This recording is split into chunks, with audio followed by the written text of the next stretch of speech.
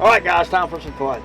Do we have your permission to use your beautiful face on these YouTube videos? Yes, sir. Yes, sir, we do. If not, I was going to whack him in the head and tell him he had to.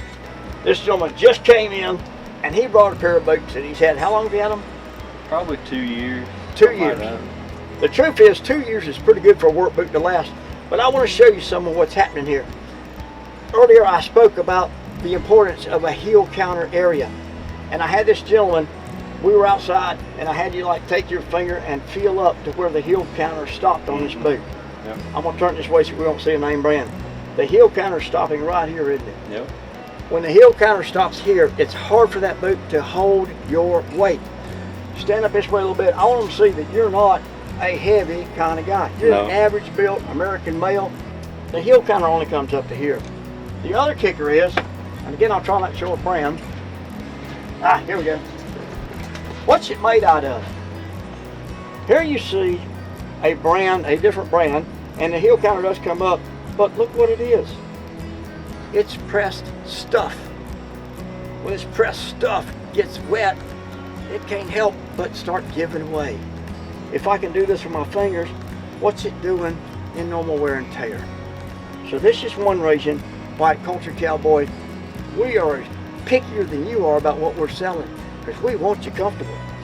This particular boot, you can see the steel shank we were talking about before. It's anchored back and forth. A lot of things right about this boot. Great cushion comfort here, but nothing to keep you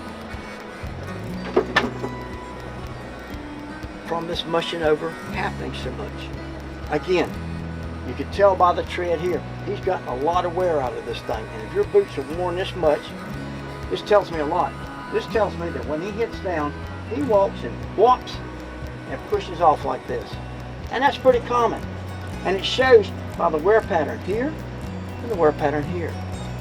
So anytime you have a doubt, did my boot hold up like it should, a guy like me, he can bring the boot in here, and I asked him, can I see your boot? Yeah, I got him right here in the truck. So I'm explaining to him and to you how to tell. He got good life out of this thing because he wasn't heavy. Had he been heavy, he wouldn't have had near this much life, and it would have mushed over just like that because there's not support. You could tell right here too, the sole's coming off. Yeah, what he's indicating here is the sole coming loose. And let me explain that a little bit too while we're going. What happens? This is an area where the boot's moving more than any other place. It's right in this ball area. And this over time will take its toll. This particular boot, although it's stitched here for looks, is a glued on, well, it is not stitched all the way through. How do I know if a boot is stitched all the way through or not? I'm going to look on the bottom of the boot. Do I see stitches? If I see stitches, it's stitched through. If I don't, it's not. Now the truth is, a lot of boots are done that way. The ones that I was bragging about so much on my feet are done that way. The stitch to the welt is for looks. It glues here and the glue holds it. After a while, the glue turns loose. If you've got the right repair place, they actually can repair this. They can cut the whole thing loose.